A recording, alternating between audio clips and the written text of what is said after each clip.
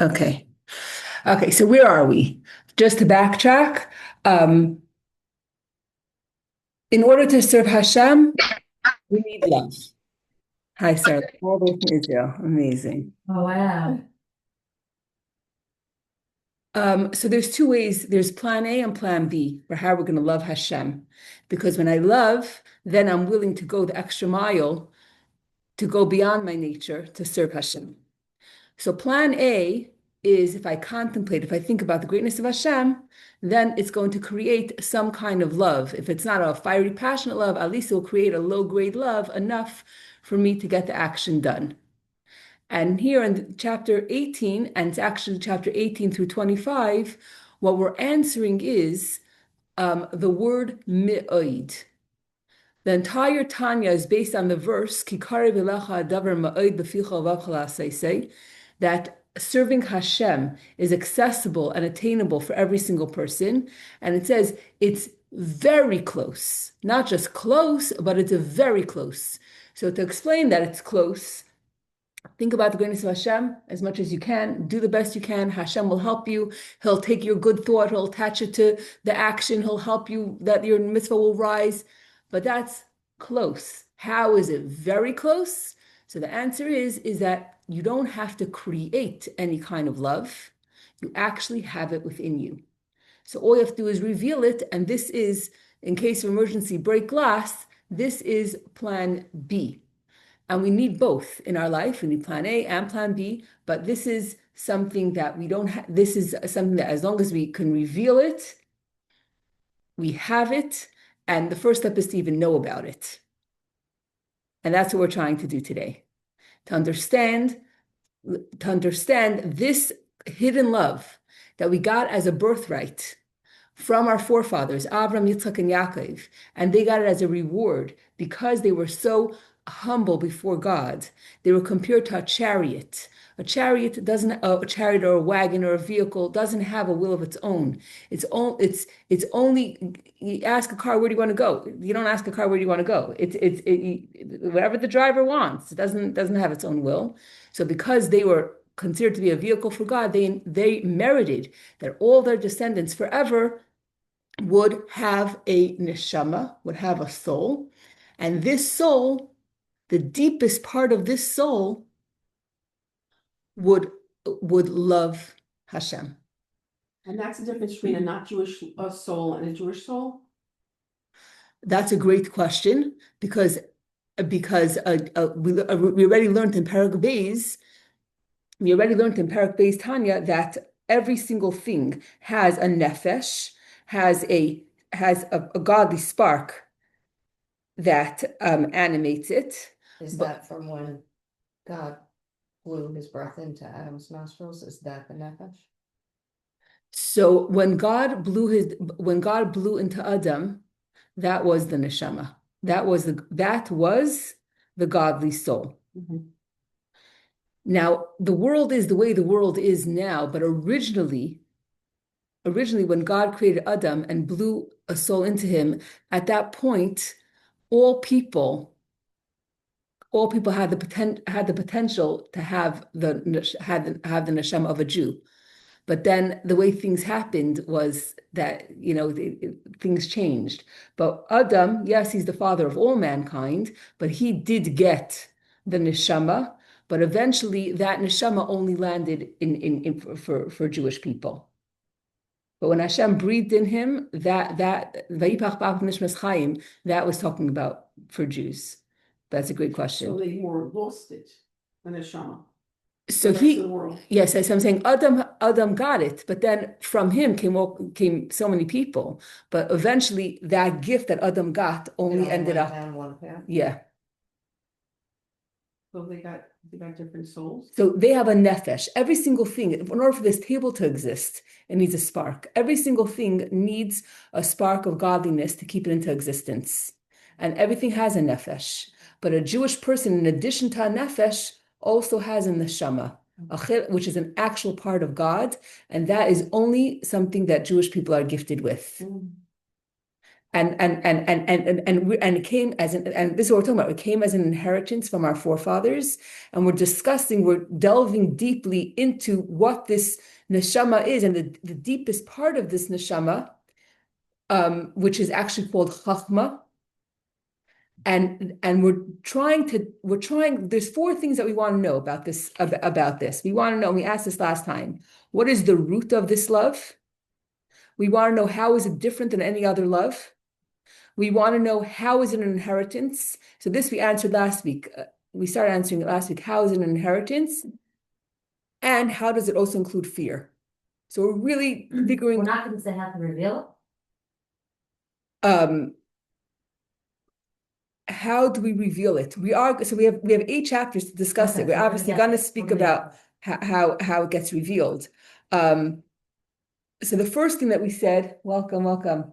The first thing that we said is how is it an inheritance? Because usually I can inherit an object from someone, or I can inherit a trait, but how do I inherit a specific love to love Hashem? So we said what we're inheriting a soul that has this power of chachma. And this power of Chachma, that is how, from that place, that is the source. That is the source of this hidden love, which we're trying to first of all, even know that we have and to reveal. I can't reveal it if I don't even know that I have it. Sorry, saying that we are inheriting the soul. Have we not inherited already? So from since the Avos, every single Jewish Haven't person, yes, we're born with it, absolutely. And now we want to know. Okay, so to backtrack a little bit, what we said last time is that where does my soul come from? So we said there are 4 worlds. Within each world, there are 10 powers called 10 spheres. And our neshama comes from one of the 10 powers from one of the 4 worlds.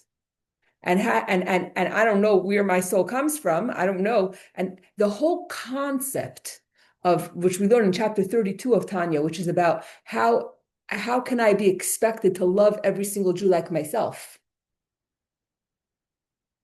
And it speaks about over there that when I see somebody else, I have no idea where their soul is coming from. Their soul could be way higher than mine because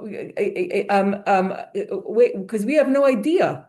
We have no idea. So you see a person, you may think, oh, look at them, but you have no idea. They could be their neshama could be from a source much higher than you, and the journey, for whatever reason, sometimes great souls end up in really low places, whatever it is. But we're living on we just see the tip of the iceberg. We have no idea. When you see someone, you judge someone, you have no idea who you're talking to.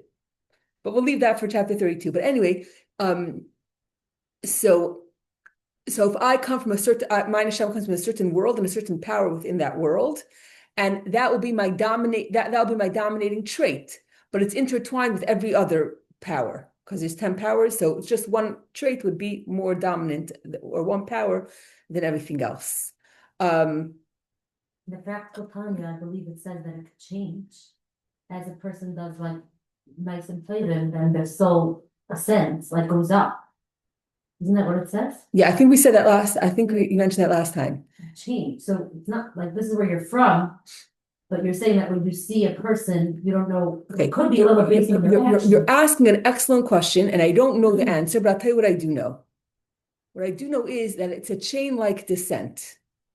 So everything started, all neshamas started off at the same place originally, which is the highest world is Atzilus. The highest power in Atzilus is Chachma of Atzilus. Now, once God created Chachma of Atzilus, from there came Bina of Atzilus. From there came Das of Atzilus, and so on and so forth, until you have Malchus of Atzilus, and from that comes the highest level of Bria, which is Chachma of Bria. So ultimately, wherever you are, it came from a higher place. So if I'm tracing it back, It's all there. it's all there. So spiritually speaking, maybe you could get to a higher level of awareness and actually you could actually trace back to a higher level. It's harder to say it in physical terms, because in physical terms, we have this, in a way, we have the same thing. When there's conception, when you have conception, so the first cell in it is the potential for the entire body. But as it develops, we think developing is a good, in our world, developing is a good thing. And then and then from that original cell, you end up having a whole body till toenails, right? But it's a descent. It's a descent. So in the toenail has the DNA as the cell of the brain. But when I look at the toenail, I don't see a brain. I see a toe or a toenail. But ultimately, if I trace it back, it all comes back from that original, the original seed, the original cell, the conception. So that same concept of going down and down and down and down, that's how the worlds and the powers, that's called Seder HaHashtalshos. This is chain-like descent of the world. And our neshama comes from one of the powers of one of the worlds. So we said that last time. Okay. And so the worst case scenario is that your soul comes from the lowest world, which is Asiya. And the lowest power of the lowest world is Malchus Asiya. That's the lowest case scenario. That's the worst case scenario. Okay. Now we're gonna continue new stuff. Page 215. So let's say a person has the soul from the lowest place. V'afal pikein, nevertheless, me'achar shehi me'eser spheres kadoshes, since this soul is rooted in one of the 10 holy spheres, he klula mikulan, it contains an element of all the other spheres inside of it. Gam michachma da'asiya, even from the highest level of asiya, which is chachma of asiya. Asiya is the lowest world, and Chachma is the highest power of the lowest world. So the soul comes from the lowest power of the lowest world, Malchus Asiya, but that originated from the highest power of that world, which is Chachma of Asiya. Shebesaycha mulubeshes Chachma de Malchus de Atzilus.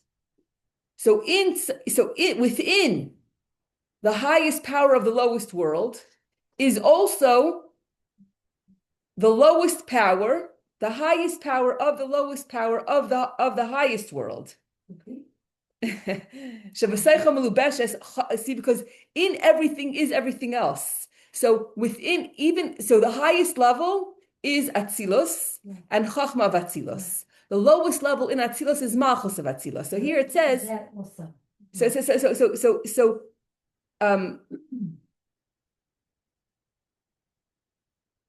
Within the highest sphere of the lowest world, Chachma Vasiya, we find the presence of Chachma within Malchus of Atzilus. So even Malchus of Atzilus, which is the lowest level of the highest world, also has Chachma in it. Because okay, let me just finish the sentence. Shebesaycha Chachma d'Atzilus, in which is found Chachma of Atzilus, the highest sphere of the highest world. So you have Chachma of Atzilus, and that goes down, down, down, down until you have Malchus of Atzilus. But the Malchus of Atzilus, the lowest level of the highest world, also has Chachma in it, because how did you get to Malchus? It all came from Chachma. And then, to the highest level of the lowest world, Chachma Vasiya, comes from, if you go trace all the way back, the lowest level of the highest world, which comes from the highest level of the highest world. Going back though, just for a visual, there's 4 worlds. Yeah. And there's 10 levels in each world. Yes. That's what Yeah. Yeah. Yes. I think that was a great example, like the DNA, like if you could look at the DNA of like. Or it's chain. Toenail, It's it's chain. the same DNA DNA as. each one Right, is right. different. Or like, but the other night. I knew you were gonna say that. Okay, go ahead. The cell you're talking about Yes. is that tiny person. Yes, that's out of yes, the yes. things. Right. So on Tuesday night, Rabbi Simchai told and she brought nesting dolls. I came late, so I didn't know, like I didn't see how she used it as a presentation, but you could use it for a million things. Basically, you just see the first doll, but you don't know if I open it up. Guess Like, what? There's another one in there, and then you open that, and there's another one. So we see this world the way it is. But if I open it up and I take off the peel, the layer, and there's another something beneath it, until you get to the core. And the core of everything is this concept called chachma. Chachma shebatzilus. Chachma is wisdom. Oh, okay. So guess what? Guess what? I learned something brand new within the last 24 hours. And that is, I always thought, what's chachma? Chachma is wisdom. And I know that wisdom, okay, it's not a full-blown idea yet. Chachma is a spark of inspiration, an idea. It's not developed yet. And then comes Bina, where it gets developed. So for example, Chachma is compared to the father. Bina is compared to the mother. The father, his contribution is just one little, a teeny tiny little dot. And then the mother in the womb develops within 9 months the baby. But still, in my limited whatever, I understand Chachma is still in the category of understanding. But now we have to make space in our brain for something new and different. And that is Chachma is above Seichel. Chachma is above intellect. Chachma is above logic. I always lumped everything together. Chachma is the first level or layer or part of understanding. But here we're saying no. The first, where does my identity start? My ability to understand, my consciousness, that all starts in Bina. Chachma is above that. And that's a very important piece of information. And we're going to talk about what Chachma is. And first of all, in this Chachma of Atzilus, this is where God's Or Ein Sof, God's infinite light, is found and revealed only there. From there, it could trickle down into all the other worlds and powers, whatever it is. But that is the place where God's infinite light can manifest itself, can be revealed. And guess what? God is not understandable. Because understanding is in Bina. And God's light doesn't come, God's light, where the source of where God's light shining is not in Bina. Because God's infinite light cannot be in Bina, can't be limited to our understanding, because then I'm limiting God. If I'm saying, okay, I could understand and imagine God to be X, Y, and Z, then I'm limiting God to my imagination. And God is not about limited to what I define or think that he is or is not. So that's why God, the Ein Sof light, is in Chachma, which is above logic. And where is this? Where is God's infinite light manifested within me? So my neshama, wherever my neshama comes from, because since everything has everything intertwined in it, within my soul, wherever it comes from, the deepest part of my soul is Chachma Shebenefesh, is the Chachma of my soul. Because even if my soul comes from, I don't know, Bina of Asiya, let's say, but within Bina is all 10. There's millions of levels, gazillion levels. Within everything is everything else. So within each one is all 10. So the innermost part of me is the chachma of my soul. So what is chachma? Chachma is made up of two words. Chachma is kayach ma. Chachma is chaf ches. But if I switch those two letters around, instead of chach, it becomes kayach. It's which means power. And then the word is a ma. What is it? So it's a power. It's a power that influences me. But on the other hand, it's ma. It's elusive. I can't touch it. I can't grasp it. It's above me. And this is to understand what it is, this is the place of your deepest convictions that you understand, that you don't have to, it's not more than understanding. It's a deep conviction that's above logic, and those deep convictions affect you, but they're also elusive, and that's what we're describing this chachma. For example, the love between a parent and a child. Why do you love your kids?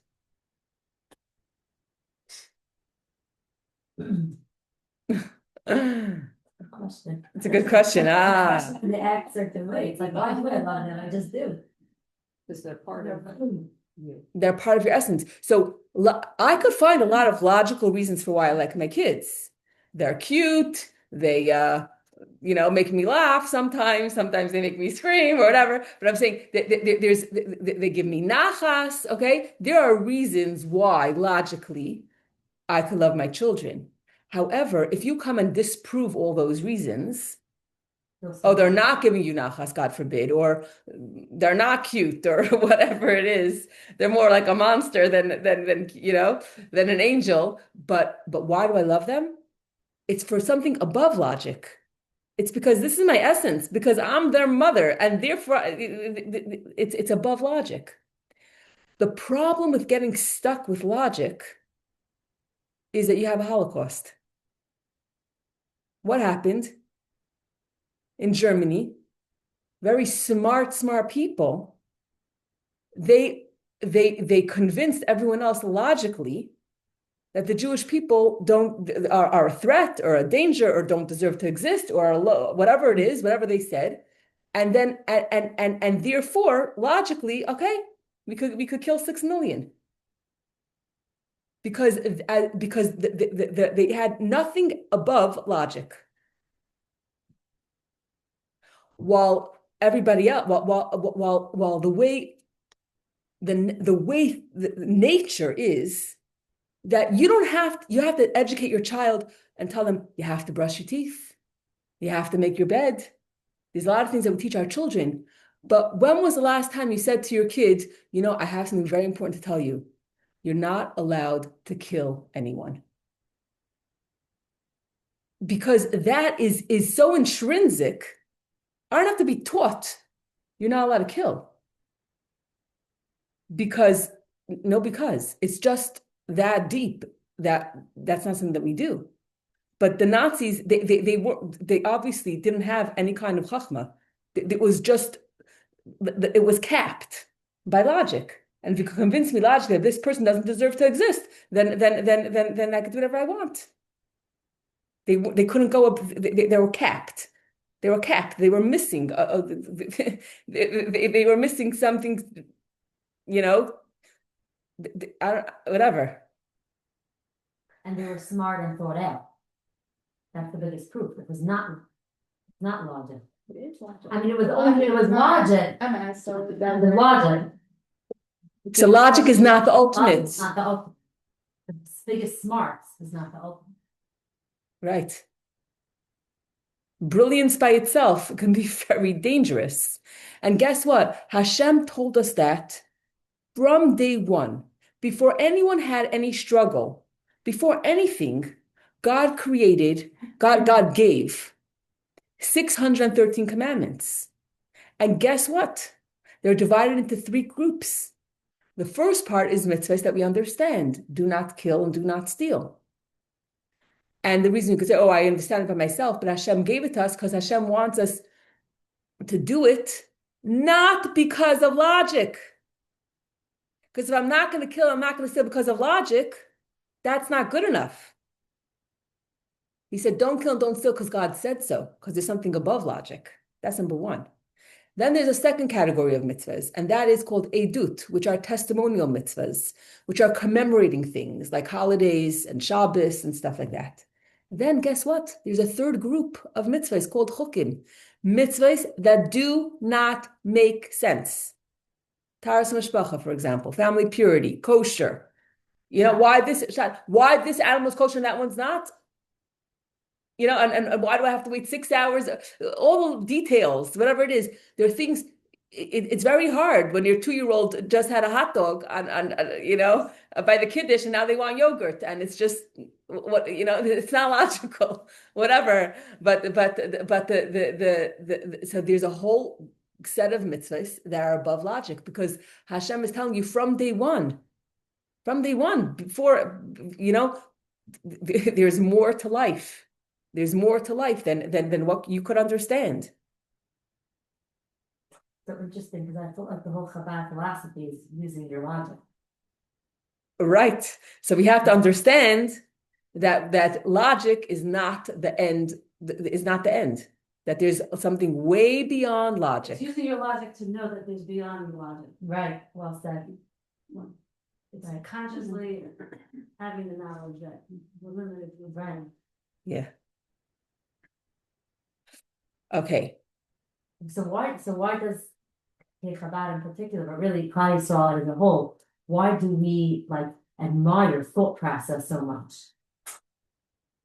Really, simplicity in a way is more admirable because it's just like these things are not something that you could even.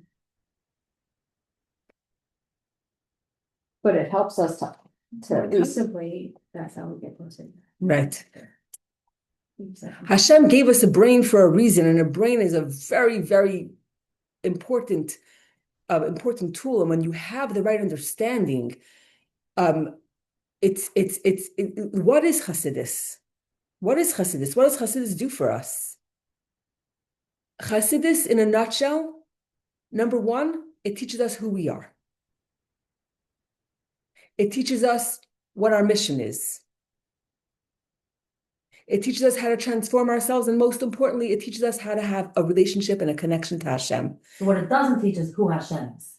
That's what you're saying. No. What I'm saying is that if we live our life like robots, just doing mitzvahs robotically, because that's how we're trained from day one,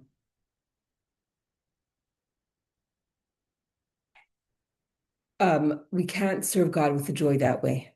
There's no joy. And doing it with some time, actually. Yeah, we have to serve Hashem with the joy. We have to serve Hashem with joy, and we have Understanding does boost. So the understanding is basically, you know what the understanding is? Because I saw this on someone's status on WhatsApp. Chassidus, which is Chachma Bina Das, which is understanding, that is the Wi-Fi passcode, the Wi-Fi password. There's you. You were saying no. You were saying don't go with that. We're But saying, you're not gonna actually get it at the end. You can't actually understand Hashem, but you're gonna work on it. So I understand, the more you realize how limited and human we are, as opposed to Hashem being so infinite, it brings that contrast to you because you understand so much of the So capacity. it's not don't try to understand. No, you need to continue. The more you understand it, the more you realize how limited and how separate we are from Hashem and how big Hashem is and how much there is beyond our that we can't understand. understanding. Right. But if you don't learn that, then you don't ever know that there's something beyond your capacity or knowledge of understanding. it gives you the full picture. And also what it does is, you see, there's heaven and there's earth. And a person that's without understanding, you feel like there's no way I could connect. I could do what you want me to do, but I don't feel a connection. I could be a robot. But if I want to connect to God, just like I want to connect to the internet, I feel lost without the internet. I'm not here advocating the internet, but I'm just saying, if you're somewhere, what's the come to hotel, what's the Wi-Fi password? That's the first question, because so the ability to connect is there, but I have to plug in. So and so I want to connect. How can I feel connected?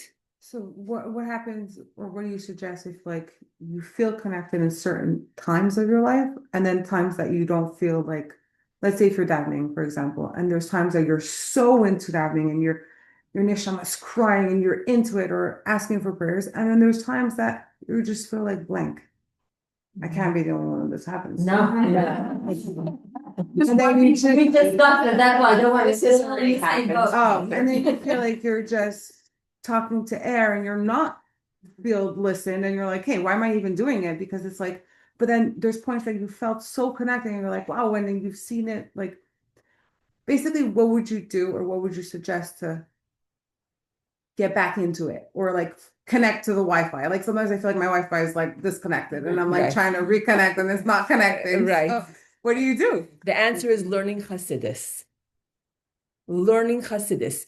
Also, we're going through the answer of this question. Isn't like, We have to learn. It's all about awareness and understanding and realize, and first of all, to know, guess what? It's just the click of a button. I can get right back in as long as I know the password. Click it, and you're in. What is the password? What is it? What is it? But it's All not I that have to simple. do. What? It's not that simple. though. Okay, but I have to know. I have to first understand something. I know. Guess what? Guess what? We're gonna make it karev me'oid, very simple. We're on the track to make it very simple as typing in the code for the Wi-Fi. So before davening, I should type in the code of the Wi-Fi. Yes, and that's why Hasidim, they would learn a little bit before they daven to get them into the mode. There's a few things I do now before we're gonna learn all this stuff and I'll know better how to get into the thing. So I make sure I try. First of all, when I see my mind wandering, I say, Kadosh Baruch Hu, I love you, and I want to be close to you, and I want these prayers to count, and I'm not concentrating, and I'm really doing this for you. I took the time out to talk to you, so could you please help me to concentrate? And if I don't, I'm really apologizing, but you should know that I want to. The other thing I do is if I'm getting off track, I say, let me think about who I'm davening to. I take that, like it says, there's a pasuk that says, Dalit me atal me, know before whom you are standing. And I try to think about how good he is to me and to my family, and how infinite he is, how incredible he is. Try to look at the sky, boys. The sky and the clouds is a big thing for me. And to remember that he created those and everything that's beyond So them. focusing on him and clearing your mind of all the mundane. Yeah, life we're things, basically clearing your mind. in front of. And all the beautiful things he's done for me and how grateful I am, me and my family, how grateful I am. And try to think about those things. So basically getting yourself more connected. Yeah. Contemplation. Yeah. You're describing Like you just- contemplation, yeah, just- which is using my brain. Yeah. Awareness. Taking a minute to stop and use my you're brain. not gonna feel the love, it's tuna, you'll still daven. So either that, yeah. Or you might feel the love. So it might be plan A, it might be plan B. Right. You might have to create it sometimes you create it, sometimes you have to discover it. Sometimes a miracle happens and you're like, wow, Hashem, thank you. So then at that point, your soul is revealed. So it's very easy So because that's a good way. Remember one of those times when you felt that way, when you recognized him working in your life. Maybe it'll bring back the feeling. So that's so there you go. That now I'm contemplating, I'm doing plan A to remember plan B. Whatever it takes, whatever it takes. When I feel super connected, it's usually because something happened that stirred for some reason, maybe for good, maybe for bad, but it stirred up. It's always for good, but even it doesn't look like it. But it stirred. Something happened. We're coming to Hanukkah, right? So if you take an olive and you squeeze it, what comes out? The pure olive oil. Sometimes in life, we're squeezed and it's not comfortable. But then what comes out? What comes out is the chachma of the shebenefesh, is the deepest part of my soul, and then it's revealed, and then I'm super connected. So that's one, and so maybe that's what you're describing. Sometimes I feel super connected, and then on a regular day, there's no challenge, there's no extraordinary thing happening, and I just feel blah. And then I have to work on creating, either contemplate to create or figure out, or we're going to figure out how to say, okay, if I can't contemplate, at least contemplate on the fact that I have it. That I don't even have to think about the fact that I don't have to create it because I have it, but everything is using my brain at the end of the day. I started this week, like with that, like I said, it's in me, I have it, but I still didn't feel anything. So I said the word. It doesn't make you, the fact that you know it's in you doesn't help you reveal it necessarily. That's the point, I'm waiting to get to that part. Okay, so we haven't gotten there yet. Right. We haven't gotten there yet to understand how, we're still defining What this chachma. is. Yeah, so we have 8 chapters to deal with it, and Rabbi Shais Taub, he actually gives one class, 8 chapters, 18 to 25, Then. because he in his way is like, you could get lost in it, because we're Yeah, he said the whole thing. yeah, he said either you could go very, very slow or go very, very fast. So he said whenever he would learn Tanya, he would get lost in these chapters. Like what are they, like you have to stay focused. So yeah, so it's 8 chapters to discuss one word. How is it very close? So yeah, we have to we're working on it to figure out how I'm going to actually feel it 100%. But now we're still at the place of defining it. Okay, so basically, Chachma is the deepest part of me. It's where my convictions are. It's my deepest core. It's my unconscious, and that is where my relationship with God, the foundation of my relationship with God, is from Chachma, not from Bina. It's coming from the above logic. My relationship with God is not founded on logic, but rather on above logic. This whole thing of, okay, God, I'll do this mitzvah and you'll give me this. That is calculations, and that is not where a Jewish person's, that is not the foundation of the Jewish person's relationship with God. So you're saying also, so what we are chachma wisdom is also a borrowed term, basically? Is also what? A borrowed term, like we don't use it to. That's what I'm seeing. That until this point, I'm thinking chachma is just wisdom is part of understanding, and now we're saying no. It's still the first spark. We're not taking that away. It is still the first spark, and yes, but we're defining chachma differently now in Tanya. It's something new that we haven't understood or Subconscious is what you said. Not even the conscious part. It's above logic. It's above logic. You can't touch it. You can't grasp it. It's the first spark. It's the first spark, but it's above. The love you have for your kid. It's a good muscle. It's above logic. That's for sure. And for example, you have Avram Avinu. He was a brilliant guy. At the age of 3, he discovered God. And he taught monotheism to the entire world. But guess what? At 75 years old, God says to him, you know what? You are the father of the Jewish people. And therefore, being brilliant and discovering God with your brilliance and your mind is not good enough. And therefore, lech lecha, leave the logic behind, and I'm going to take you to a higher place. I'm taking you to a higher place. A Jew is on a high, the relationship of a Jew with God is higher than logic. Like I've said this many, many times, the story of Elie Wiesel, who was in the concentration camps, and the rabbis took God to court for all the atrocities of the Holocaust. And it was a few days.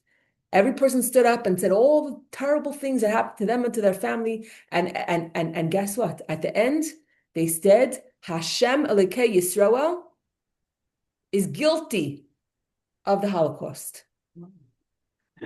And then someone turns around, looks out the window and says, guess what? It's time to daven Ma'ariv. And they all start davening Ma'ariv. If you just said God is guilty of the Holocaust, what are you doing? Why in the world are you davening? Because our relationship with God is above what makes sense. But then what if you do negotiations?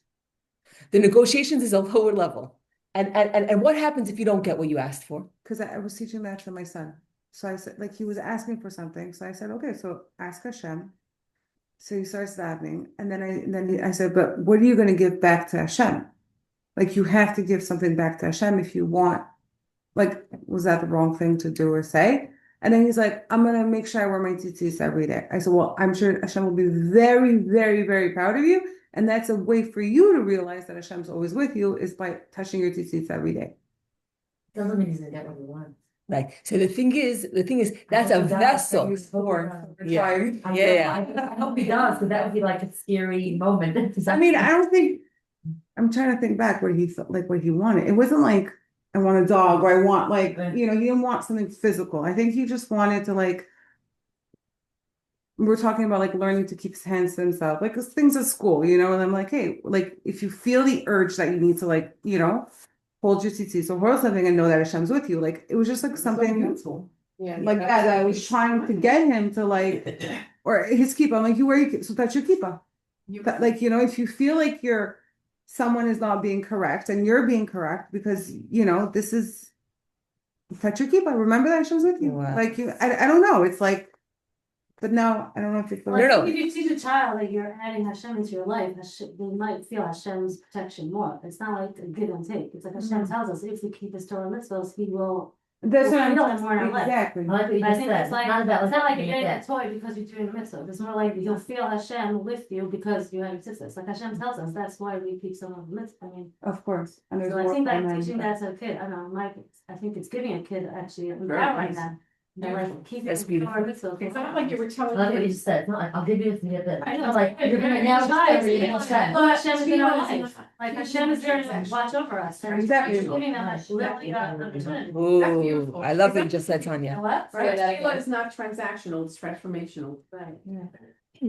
That's something very important to remember. And you didn't, I thought you were gonna say something like that, like if you are a good boy, Hashem will give you, let's say, I don't know, a kid. Right, that's what I thought you were saying. You weren't saying that at all, you're saying You're it's just so together. beautiful. I love I your should. kiddo. It's amazing. Beautiful. Thank That's you. amazing. I wish I would have thought of that when my kids were little. Because that's a beautiful way to make them feel empowered and think about God whenever they have a problem. What can I do in a God-like way? Of course. That's beautiful. Yeah. I mean, Together. listen, Very special. always Right, that is but my- then with the girls, it's hard because it's like, I think them even that. Because they don't have a physical to touch, because you go to that, what physically can they do? yeah, like What about Shabbat prayer? candles. Do they light Shabbat candles? they're next to me. So they have to like Wait, at what age do you do? 3. Really? Wow. Yeah. So wow. Okay, that's You have interesting. to catch up. I mean, I have a 6-year-old, 4-year-old, and a 2-year-old. So Oh the my two gosh, were good, but the 6 Let them light their own candle. Let them light their own candle. that I think Yes. they will love it. But then I get Not scared the 'cause boys. they're gonna The start. girls, no, the boys have Yom Sittis. What do the girls have? What are the speech, the girls can talk, though, you can tell them, talk to Hashem when something happens, and you'll see that you'll have a lot of comfort. Yeah. from I it. don't grow over it. But the Rebbe, Because Yeah. remember that it's supposed The- to the- be- We are more like. the Rebbe spoke many times that the girls should light candles from the age of 3, because Rivka was 3 when she married Yitzchak. And I could get more into it, but basically there were 3 miracles that were that Sarah experienced, Mhm. and when she passed away, the miracles went away, and when Rivka came, the 3 miracles returned. And the 3 miracles, one, there was a cloud over the tent that represented family purity, and the challah stayed fresh from week to week, and that's our mitzvah of challah, and the Shabbos candles stayed lit all week. So how many Shabbos candles do you light? So I like for each member of my family, but Me too, I light 6. but each group, Then there's something that they said like you shouldn't light, and then like I also light for like my grandmother who passed away, and they say you shouldn't do that. Do you do that, or- I don't, but each of my daughters light their own candle from the age of 3. And when I meet anyone who's not religious or anything, it wasn't just for Chabad people to light from the age of 3. The Rebbe explained that that it used to be that everyone would light. Yeah. Everyone, mothers would light with their daughters, but then came very, very hard times, and there wasn't enough money to buy enough candles for everybody. So that's where things kind of fell apart. Also, another thing that the Rebbe said was that it used to be that in the olden days, every girl wants to marry a Talmud Chacham. So it used to be that the parents, they were the ones who made the shidduchim for the kids. So they lit the candles and they made shidduchim for their children. But now what happens is that the girls themselves are choosing their own shidduchim, and therefore they should light their own candle to merit to have a Talmud Chacham, to marry a Talmud Chacham. So it's not just for Chabad. The Rebbe wanted everyone, and the world is so dark. Look, you can bring so much light, physical light into the world. Obviously, spiritual light as well. But it was a huge campaign of the Rebbe that every girl from the age of 3 should start having Shabbos candles, and when that's something physical. And do you light for your husband? Like, do you? Yeah. Well, I also do. I light for my son, my husband, like Yeah, you light for yourself, your husband, and your children. Like at one point, literally, my thing is like full, but let the kids light their own. Let the girls light their I'm own. so excited. I want to go buy them their own candles. Yes, amazing. There you go. Okay, so let's going back. The thing is that if it was a transaction, right? If it was a transaction and you don't see that you asked for something and you got it, right? But guess what? We still trust and believe, and it doesn't affect our relationship with Hashem. Even if logically I'm very angry, for a person can be very angry at Hashem or have a million questions, and guess what? The questions are all fine. It's okay. It's okay to have questions, but the questions don't negate our faith because the questions are only the level of Bina, but the relationship is not based on that, and that's why you could have questions, and you could still have 100% emunah b'tachlis Hashem, because the foundation is in Chachma, not in Bina. And so the foundation of our relationship with Hashem is immune to questions. Questions are not going to affect it. It doesn't have the power. It doesn't have the power. So yes, there's questions, and then there's something above it. There's something above it. What is it? Went to Daven Meir. We went to Daven Meir. No, that's amazing. I want to say, who was this group? Probably regular Ethan. Probably wasn't even. Post-Holocaust survivors. Post-Holocaust. It was post. No, they were in the camps. It was during the Holocaust. Regular, simple people. That's the incredible thing about. And in pain and loss and. Yeah. So the incredible thing about this Chachma is there's a few points about it. It's like you said, that taxi driver. Yes. Not and everything, but he would jump in the fire. Right. Because that's above brain. So Rabbi Silverberg shares the story. He says that it was during the war in the concentration camps. I believe it was the Buzhever Rebbe. I hope I'm pronouncing it right. And Buzhev, thank you. And Blujev. Oh, Blujev? Okay, I didn't hear. I guess I didn't hear it correctly. I know someone who's very close to him, so Okay. I used to hear about the Blujev all the time. Okay. So thank you. Okay, so the Blujever Rebbe, and he was in the camps with his Hasidim, and there were the kapos. Kapos were Jewish people who collaborated with the Nazis, and they asked the capo in charge, on Yom Kippur, can you please give us work that's not forbidden midaraisa from the Torah, like something like there are 39 prohibitions that are biblical, and then there are offshoots of those. So at least if we have to work, can you please give us a job that wouldn't be one of the prohibitions that are biblical? So the capo agreed, and he said on Yom Kippur, the job is going to be to clean the houses or the barracks, whatever, of the Nazis. So that's what's happening. They're cleaning, scrubbing the floors, whatever it is, and they're singing the davening as much as they could remember from Yom Kippur. In walks the SS guy. Now they had a special enjoyment from specifically on Jewish holidays to be extra mean, and they knew it was Yom Kippur. He comes in with delicious food that they haven't seen since before the war, and he says, "Come, take, eat." and no one moves. So then it's in Kippur. The SS guy turns to the capo and he says, what about you? You eat. He says, it's in Kippur. The SS guy says, if you don't eat, I'm going to kill you on the spot. And he said, I'm not eating. And he was killed on the spot. And the Bluzhever Rebbe, he repeated the story. He said, here you have a Jew. He's a capo. He's going against his own people. He's collaborating with the Nazis. But when you challenge his relationship with God, then it goes above logic. The logic is out the window. And there are zero calculations. And he gave his life.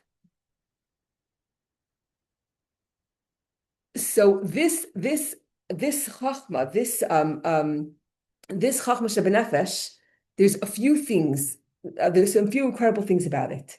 Number one, every single Jewish person has it equally. That's number one. And therefore, we find, if you compare the Jewish religion to any other religion, it's true, Christians, Muslims, you find individuals who give up their life for their beliefs, but you don't find the numbers that you have by the Jewish people. The Jewish people en masse gave up their life for Hashem. That's number one. Number two, in other religions, who are the people that give up their life? It's the people that are very, very religious. Fanatics. But with the Jewish people, it's everyone. The simplest people, a capo, who we won't discuss it, but I'm saying someone who even turns his back against his own brothers. Even the simplest person, the biggest sinners, even they have it and used it. And the third point is that there are no calculations. It can't be otherwise. A Jew cannot be separated from God no matter what. Now you're going to ask me a question. What about the Jews that didn't? There have been cases, if this is true, that this is our DNA, and that we all have this chachma, and that it's above logic, and all I have to do is reveal it. Well, how come there were a few individuals, I don't know how many, the percentage, that did, let's say Spanish Inquisition, whatever it is, there were sometimes Jews that didn't pass the test. I think they were using logic. They were making a cheshbon why it doesn't make sense. Maybe they'll continue living like Jews and things. Right. So, but if you have chachma, you shouldn't be making calculations. You should be able to rise above it. So what went wrong? What went sour? It's true, it wasn't revealed. What went wrong? The thing is that the nature of a Jew is to give up his life for Hashem. That is the nature, that natural. Just like naturally, we want to protect our children. Has there ever been a case where a parent mistreated their child? There has been, unfortunately. Just open up the news, right? There has been, but that's not natural. It's not natural for a parent to harm their child. But there's like an illness there, like there's something wrong. Right, there's something wrong. So the same thing with the Jewish person, the natural go-to autopilot thing is that your relationship with God is triggered, you're tested, challenged, your relationship with God is challenged, and what happens? The Chachma is awakened and you give up your life, doesn't matter who you are. And if it didn't happen, it's because something unnatural happened here. But the natural way that it should be is that a person would give up their life.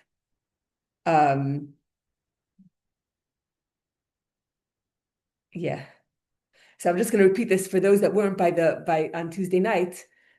Incredible story that Rav Tzimchai told and shared. She said there was a Chabad rabbi who was bringing people to the Ohel, to the gravesite of the Rebbe, and they came with an Uber driver.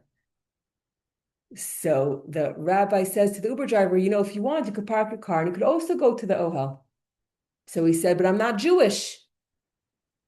So the rabbi said, it's okay. People that are not Jewish also come. Donald Trump, Eric Adams, whatever it is. So he says, okay, fine, but the problem is that I'm Muslim. So he says, it's okay, you could still come. He says, oh, but you don't understand. The problem is that I am a Palestinian from East Jerusalem. Oh, God. So what does the rabbi say? He says, you could still come. The guy parks his car and he goes into the aisle. Now the rabbi's getting nervous. Maybe I wasn't acting so responsibly. The guy's not coming out. Finally, the guy comes out and he's crying, bawling his brains out. Says, what happened?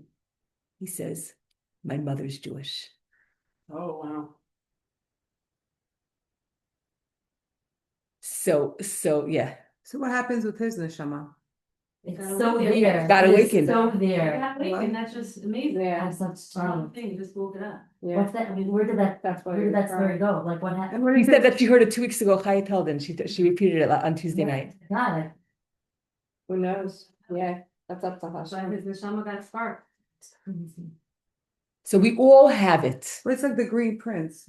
You guys hear of him? Yeah, his mother's not Jewish. No, he's not Jewish at all, but he's like pro-Jewish, and he was like Pro-Jewish. the head leader of Hamas and like Yeah. So maybe somewhere back. Right, in it's the- up. He does the it. ancestors. Exactly. I mean, it's I think he's out for other things there, but whatever. I read his book. he did. Plenty of hatred. Okay, I don't know. Okay. Son of Hamas. Looking at the book called Son of Hamas. Mhm. Yeah, I read it. You read it? No, I haven't. I saw him He speaking about. believes in world peace and all that stuff, but underneath there was a lot of Inner. wasn't so pretty. Maybe I should read the book. Or don't. Yeah. Okay. The thing is, a Jew is made out of different stuff. Right. A Jew is and we have that thing, and you can't. It's if I tell you, sure. Also, what stories that she said Tuesday night, she said that, when the Rebbe, when was going to jail, right? She said that he stood up when like some guard. came Yes, in, yes. Because it was a meeting of the Neshamas, that he saw that he was a leader. So what was that? Oh no, he wasn't Jewish, Right, so what did she speak, what did? but he was so what- holy that he was able to. He was so holy that he was able to know. He was able to know that he was the czar. She said something, right? Did she Yeah. say something like that? Maybe it was just like also. Yeah, no, but not because he was Jewish. He just No, she said something about there is no shot, right? Well, the, I think she was trying to say that he Yeah. was able to sense that he was a person of authority. Right. Yeah. Just that word, it So wasn't. not an Neshama It thing. wasn't. not the guy's Neshama, the guy who stood up. That was that? Yeah. But it's amazing that you're bringing it up because this is we find this by Yotes Kislev. We find this in the Parsha of the week. The Alter Rebbe, he was living above logic. He was a prisoner for heaven's sake, in a black wagon. They came to get him in a black wagon that was for the worst criminals. And the Alter Rebbe says, "It's Friday.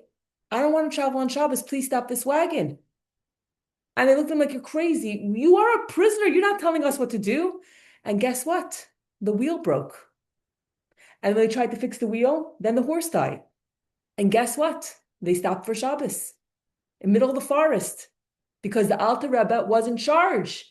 He didn't let them. He was in charge. When he had access to his house in Tefillin and it was day outside, he put on his house in Tefillin. He couldn't care less about his surroundings. So I'm saying in wasn't today's that, world, okay, go ahead. wasn't that chachma on the part of the non-Jews because they saw something was happening that they couldn't see, didn't understand, but knew was happening, so they. Yeah. They saw he was godly, but they don't have the chachma. Couldn't go if they didn't have a horse. Look what they No, saw. right, but they realized like we're not gonna keep trying. Eventually. Right. Okay, so you're getting to an excellent point. So let me just build that up for a second. And there's another story also when he was there was the fort, there was the prison, and then there was a place where they interrogated the people, and there was a river in between, and there was a ferry that would ferry the people back and forth. And the Alter Rebbe is on the ferry, and he sees a full moon. And when there's a full moon, so he wants to make Kiddush Levana. He wants to make the blessing on the moon. He told the guy, please stop the boat. The captain said, "No, I'm not stopping the boat. You're crazy. You're the prisoner." Guess what? The boat stopped by itself.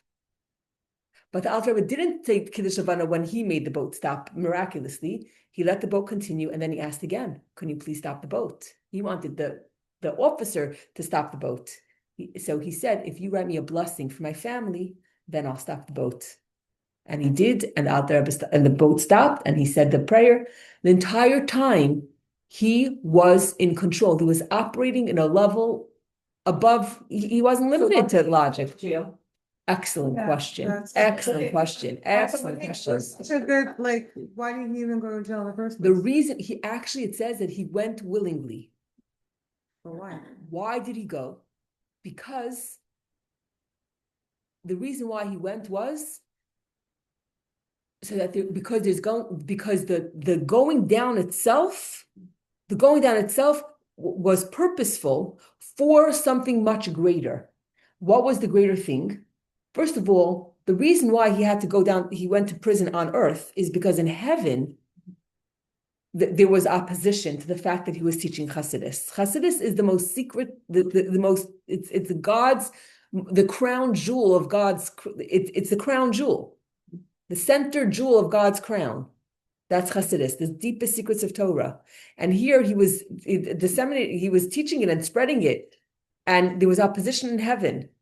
So when he allowed himself to be in prison on this earth, when he was free from prison, that also meant that in heaven, the opposition was gone.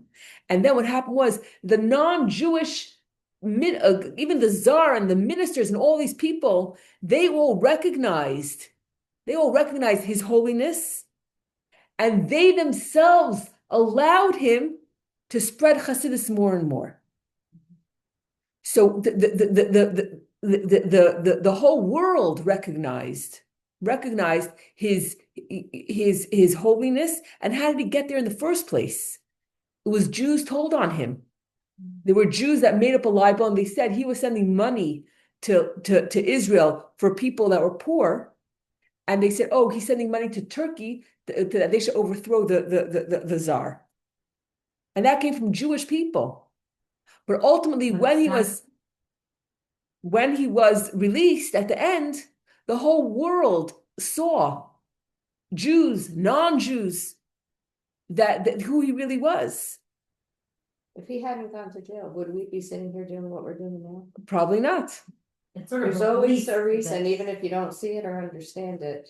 And the same thing we see in this week's Torah portion. We see Yosef being sold into slavery. He's a slave for heaven's sake. He comes to Potiphar's house. Who's managing Potiphar's house? Yosef. He was a rule. And the same thing is in prison. He comes to prison. He's a prisoner. And guess who's running the prison? The prison warden saw how both Potiphar and the prison warden saw Hashem is with him, and they put him in charge. The word for, and this was what we said on Monday, the word for going down to Egypt is hurad, to go down. But in the word hurad, in the same root is the word vayerd, which means to rule. Within the going down is the power, is the same word also means to rule. Jewish people were not bound, not by logic, not by nature, not by enemies. We're above it all. We're above it. Our relationship with God is above it. How could it be during the time of the Holocaust? This mother is there in Auschwitz with a brand new baby. Yes, physically, there was no hope. The woman goes to the SS officer and she says, "Can I please have a knife?" The Nazi says, "With pleasure." He gives her a knife. What does she do? She takes the knife and she gives her son a bris. She says the blessing and she circumcises her son. Where does that come from? Where does that come from? They can't own, they could hurt us, they could beat us, but they can't take our spirit. And it drives them crazy because they can't understand their relationship with God because it's not understandable. God is not understandable. Just like if I say, I'm going to tell you something, a very, very deep idea, but since the idea is so deep, you can't touch it. Touch is touch is its own world, and ideas is another world. And guess what? Ideas and touch are both creations. So for a human being to say, "Oh, I want to understand God," and if I don't understand Him, then you're talking the wrong language. Understanding and God is not in the same sentence. God is not understandable. End of story. No, but you can know. You could know God. You could understand some know. things. Just like there's something reasons that logically reason for love my kids. There's logical reasons for me to love God. But that's not that's not the basis of the relationship, because what happens if I don't get what I want? What happens if a person is sick? What happens if I don't see the blessing? I have millions of questions. I could have the questions and have the faith at the same time, because the questions don't take away. They can't touch the faith because the questions are a lower level. Okay, so I just want to read a couple lines inside. Okay, there's one more tiny thing that I'll say and that's it. Okay, we're already so late. Okay, I'm just reading. Where am I up to?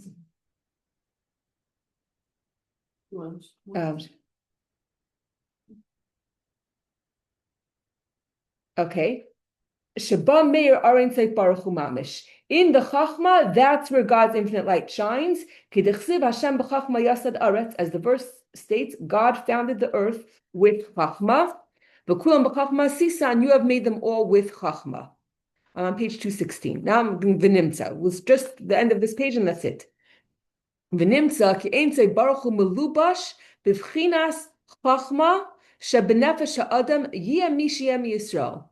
So it turns out that regardless of what kind of Jew you may be, the infinite light of God is present in the Chachma component of your soul. And that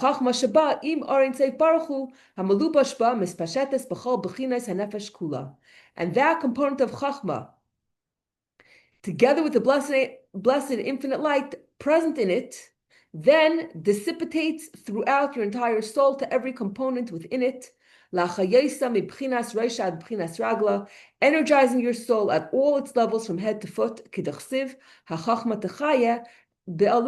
the verse states, Chachma gives life to those who possess it. So basically, every single person, no matter who they are, has this Chachma shebenefesh, and from which has the God's infinite light shining in it, and from that it disperses to the rest of the soul to give it life.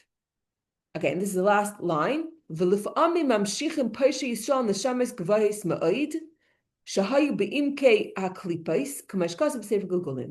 sometimes even sinful Jews, when conceiving their children, will draw down very lofty souls, which had been trapped in the depths of the klipos,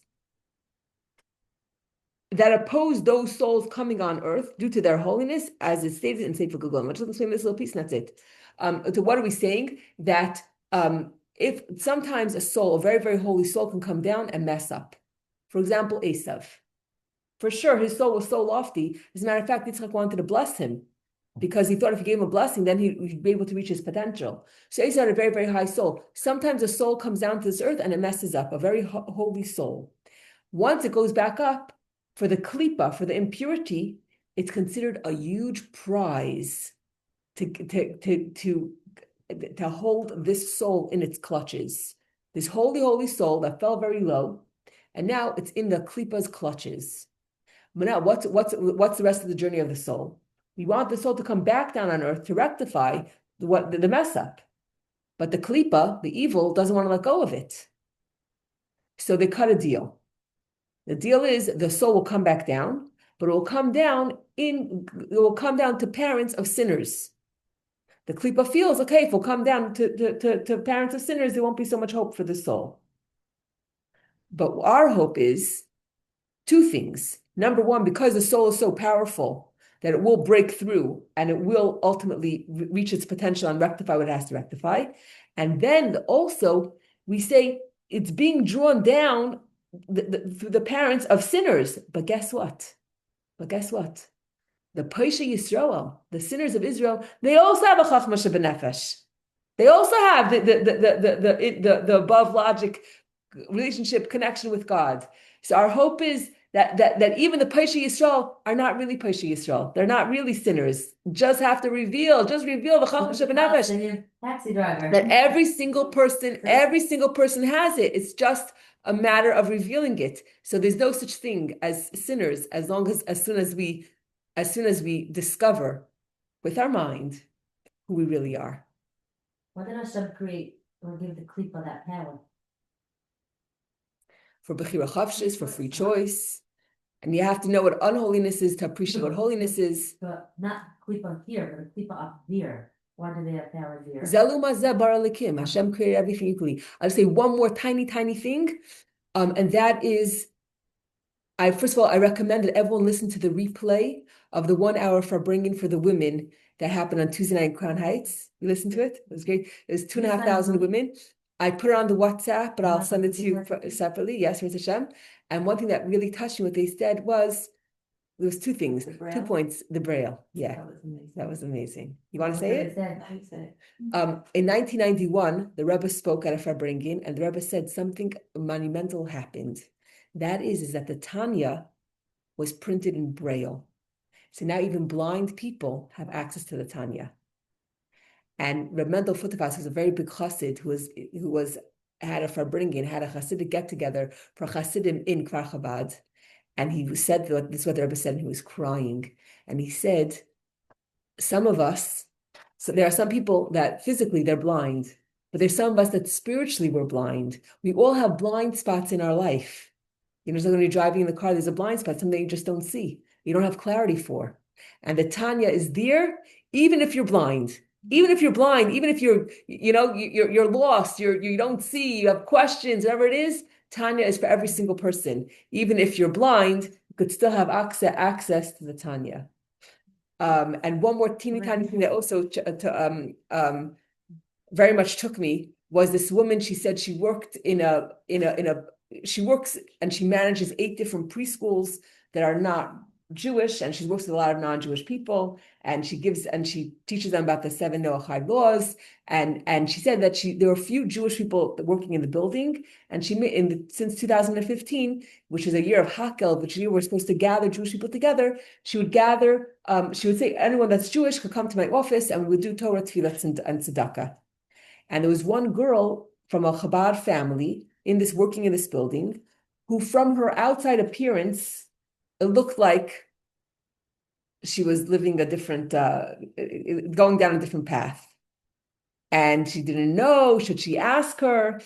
And a lot of times, yes, all the classes I've gone to, I'm saying all 4 classes, starting with this class, I brought Shabbos candles and guides for Hanukkah and Hanukkah menorahs, and everyone took them to give out, whatever it is. And people asked me last night, the class was like, what am I supposed to say? I'm too shy, I don't know. And so she was saying the same thing. She didn't know, should I approach this woman, this girl, and ask if she wants to join us? We're the ones that are having all these reservations, you know? But you have to realize who you're talking to. There's a person standing in front of you, the Chachma Shebenefesh. Look at their soul. Their thirsty soul. It will come out. Whatever you say will be perfect. But anyway, and she asked her if she would come, and she was so happy to join. And then I don't know if it was at that time or later, she said to her, I want you to know that time in my life, she herself was also interviewed on the thing. She said that was a very hard time in my life. Today she's a regular, from observant woman.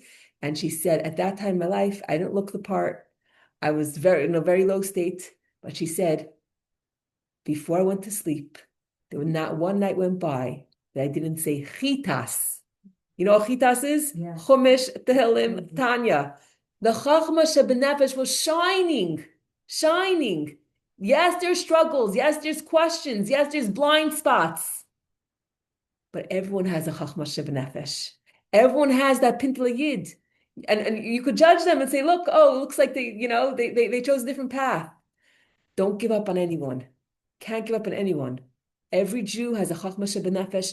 And when you give someone a Hanukkah menorah, and you say, this is your heritage. This is yours. This is yours. We're all responsible for one for another. We're all part of one body.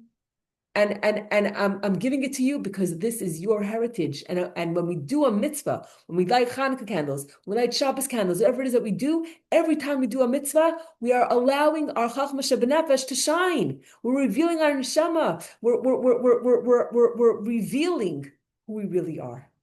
That's the power of a Such mitzvah. a when I was in a taxi in Florida a while back, and the driver was Israeli, and he became atheist. And he became atheist, like chose it very consciously. And he was like, arguing with me and my husband, and me and my husband's pretty learned, and he was like explaining to him in a million ways, and I was, like, why, like, this can't, and now I'm thinking, like, we went the wrong route. That was logic, and we didn't get through to him. He refused. to do You anything. have no We idea. went the wrong route. You have no idea what We you went did. So the wrong route. No, but really, according to what you're saying now, we should have just been like, okay, I hear all that, and then like You turned the computer around so we could hear her.